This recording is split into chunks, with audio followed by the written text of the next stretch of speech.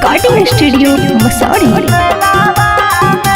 हथवा छूट गेलै राजा रे लमरे लावा में, हथवा छूट गेलै राजा रे लमरे लावा में। तो बउआ भुला गेलौगे मौगी पुनः पुन मेलावा में, तो बउआ भुला गेलौगे मौगी पटन मेलावा में। चटावा खाए तो हलिया जब हम ठेलावा पे, चटावा खाए तो हलिया जब हम ठेलावा पे। तो बउआ भुला गेलौगे मौगी फतुआ मेलावा में, तो बउआ भुला गेलौगे मौगी लसा मेलावा में।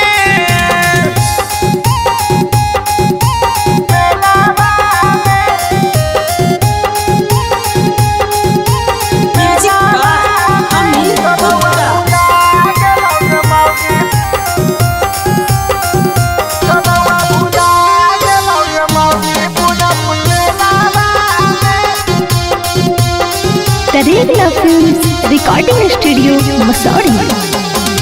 छूट गेलै हथवा हमर होले बड़े भीड़ जे, अजी रोई तो होतै छोटका हमर कैसे धरियै धीर जी, कैसे धरियै धीर जी।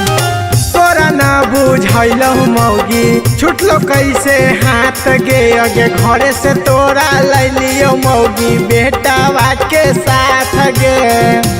हम तो फंस गेलियै बड़ा का झमेलावा में, हम तो फंस गेलियै बड़ा का झमेलावा में। तो बउआ भुला गेलौगे मौगी पटन मेलावा में, तो बउआ भुला गेलौगे मौगी पुनः पुन मेलावा में।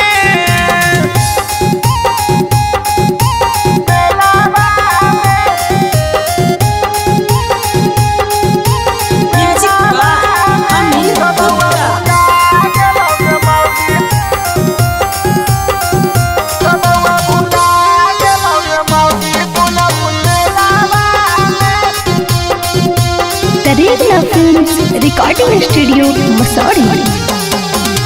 जाई के रिपोर्ट राजा तोह लिखा बाबूजी, आज माइक में अलाउंस जाके जल्दी करा बाबूजी, जल्दी करा बाबूजी। तोरा नहीं रहोगे मौगी तनिको ध्यान गे, अगे इधर उधर खोज जाके रिसु के बतिया मान गे। बहुते रोग होता राजा